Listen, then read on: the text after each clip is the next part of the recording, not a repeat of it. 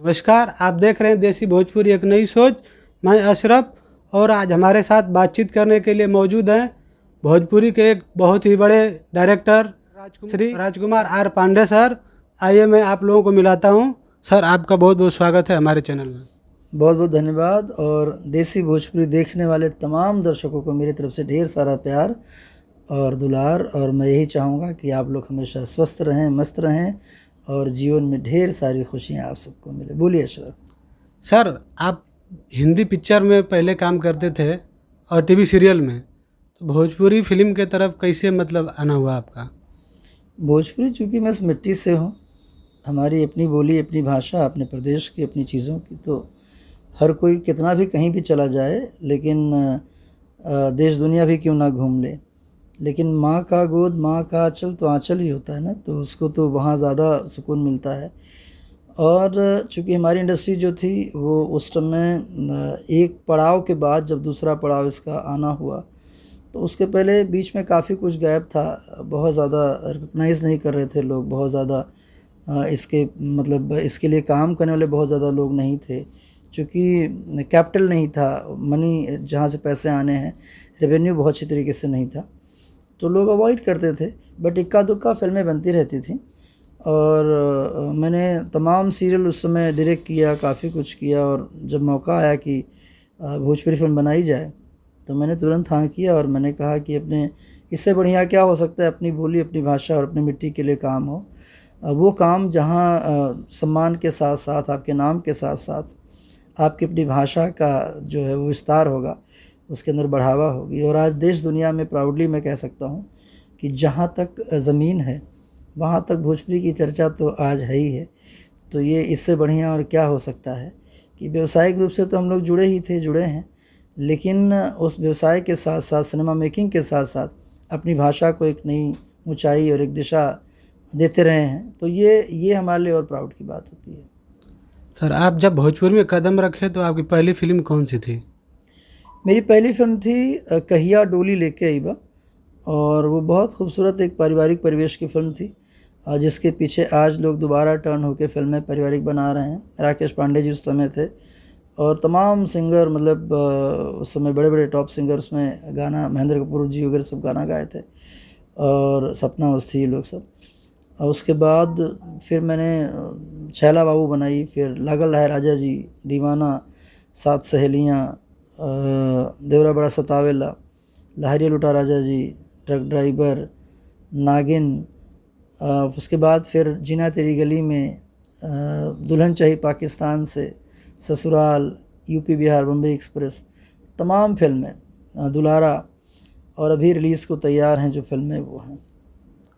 Sir, आप भोजपुरी के नाम से जाने जाते हैं, तो आपको कैसा लगता है?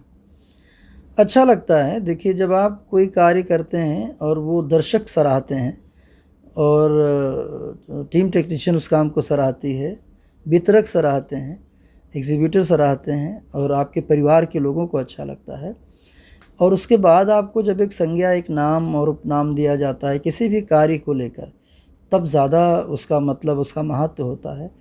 और इसी कड़ी में जब लोग बोलते हैं तो अच्छा लगता है। हाँ, बस यही है कि जीवन के आखिरी पड़ाव तक अच्छा ही करना है, और जितना ज़्यादा हमारी भाषा, हमारी मिट्टी का विस्तार हो, जितना ज़्यादा लोग इसको जाने, प्यार करें, उतना और अच्छा लगेगा। सर, अभी आपका आने वाला कितने फिल्में हैं लाइनअप? अभी फिल्म मेरी बन के रेडी है, जिसका नाम है ससुरा बड़ा सतावेला और इश्क। तो पहले अभी ट्रेलर जल्दी आने वाला है ससुरा बड़ा सतावेला का। एक कंप्लीट फैमिली और बहुत बड़े कैनवास पर बनाई गई फिल्म है, कलरफुल।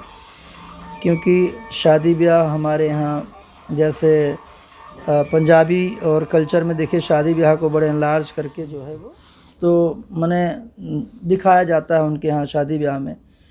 और उन अपने फेस्टिवल्स को देखिए, लोग बहुत बड़े लेवल पर दिखाते रहे हैं।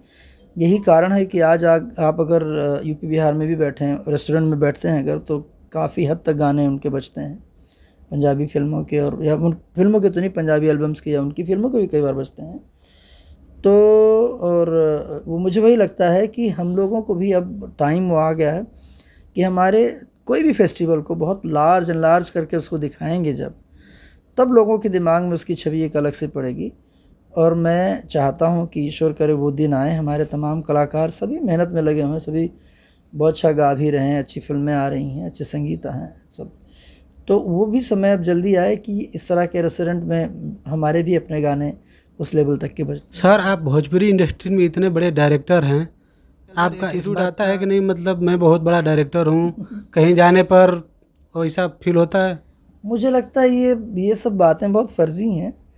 और मैं आपके सामने बैठा हूँ तो आपको जितना लग रहा होगा कि मेरे अंदर कितना एटीट्यूड है कि नहीं है, मुझे लगता है ये शब्द ही क्यों लाना जीवन के अंदर। आप कर्म करते हैं, आपने सिर्फ कार्य किया है। मैं अपनी बात कर रहा हूँ कि मैंने जो है अपना काम किया है, और काम किया, लोगों ने सराहा, प्यार दिया, मेहनत की, तो उसमें एटीट्यूड किससे लाना है? उनसे जिन दर्शकों ने प्यार दिया, या उन टीम टेक्नीशियन से जिनके साथ आप उस काम को, अपने काम को सफल बनाए।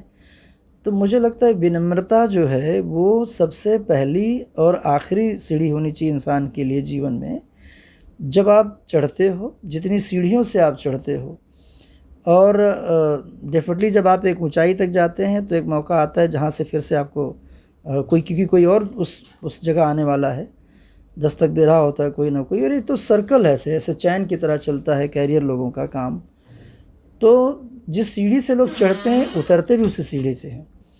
लेकिन उसी सीढ़ी से सिर्फ वो लोग उतरते हैं जिनके अंदर एटीट्यूड नहीं होता है, जो लोगों से मोहब्बत करते हैं, जो प्यार करते हैं, जो बेफजूल बिना मतलब अपने सक्सेस, अपनी चीज़ों को बहुत ज़्यादा शोबाजी में नहीं रहते हैं। वो अगर जब गिरते हैं तब धीरे धीरे उतरते हैं। लेकिन जो लोग इन सब को दांव पर रख के, या इन लोगों को कभी मतलब कि नहीं मैं बड़ा हूँ, मैं फलाना हूँ, मैं ढिमकाना हूँ, वो करके जब लोग चढ़ते हैं तब सीढ़ी नहीं मिलती, तब सीधा धम से नीचे गिरते हैं। वैसा है। सर, आपके बेटे चिंटू आर पांडे, जिनको लोग प्रदीप आर पांडे बोलते हैं, निक नेम चिंटू है, तो क्या फिल्म में आना चाहते थे या आप डायरेक्टर थे तो वो फिल्म में आ गए?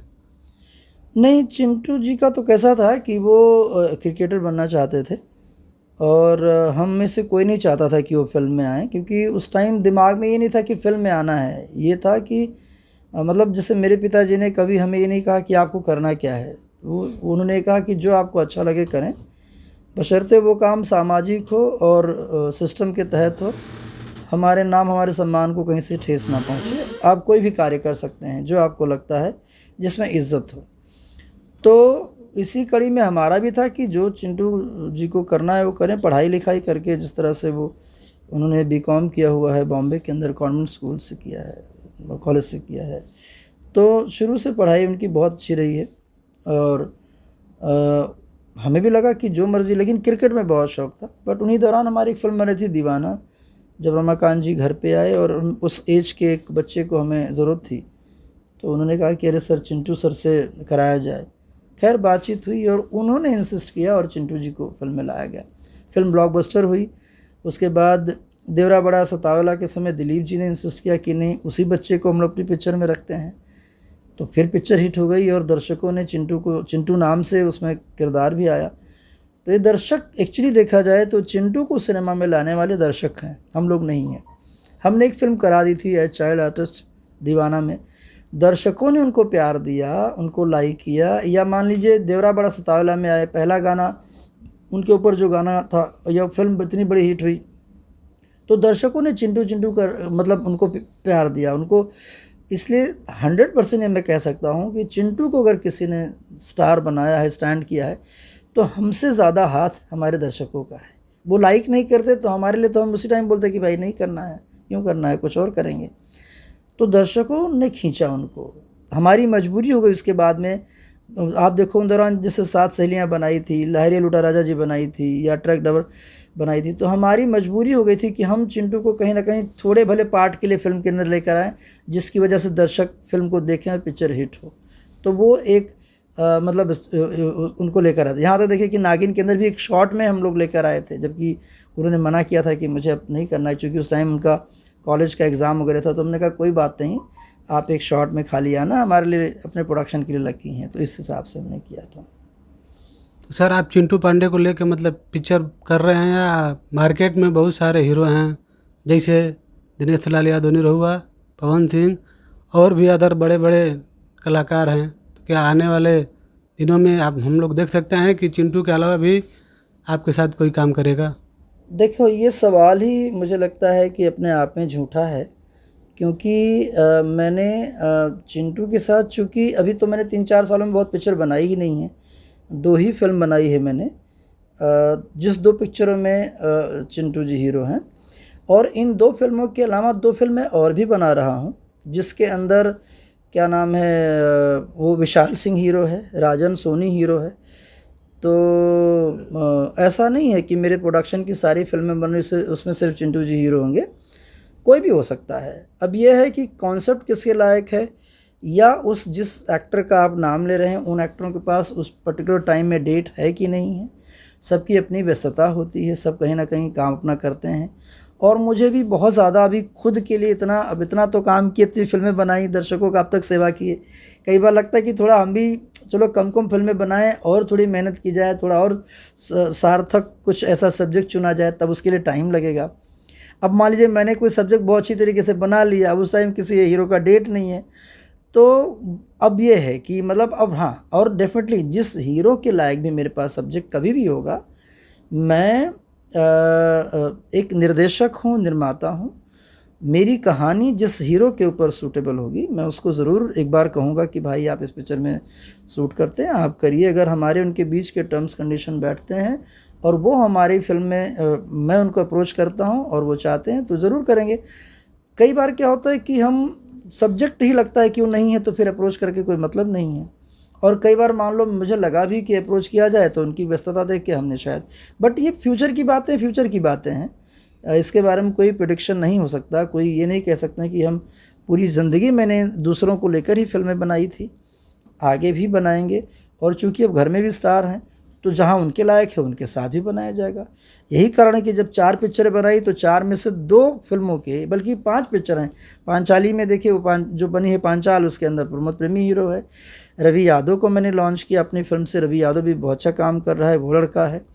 कई ऐसे लड़के हैं जिनको मैं अपने प्रोडक्शन में फिर से, विशाल सिंह देखो, उसके साथ पिक्चर कर रहा हूँ।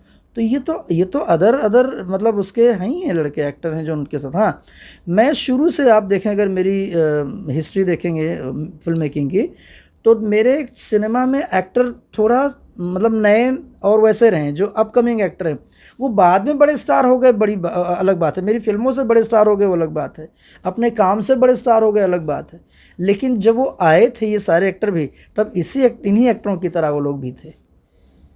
तो इस कड़ी में मुझे लगता है कि कल आज जो मेरी फिल्मों के कलाकार हैं, कौन जानता कि भविष्य के वो भी इसी तरह बड़े एक्टर होंगे, तब उनके लिए इस तरह का सवाल होगा, ये हो सकता है। चलिए सर, बहुत बहुत धन्यवाद आपका कि आपने हमारे लिए टाइम निकाले और थोड़ा हमारे दर्शकों के बारे में कुछ बोल दीजिए। बस यही कि जितने लोग देसी भोजपुरी को देख रहे हैं, इनकी सोच नई है, इसीलिए उन्होंने कहा है एक नई सोच के साथ देसी भोजपुरी। आप लोग अपना प्यार देसी भोजपुरी के साथ बनाए रखें, ढेर सारा प्यार दें, जैसे बाकी यूट्यूबर बाकी चैनलों को आप देते हैं।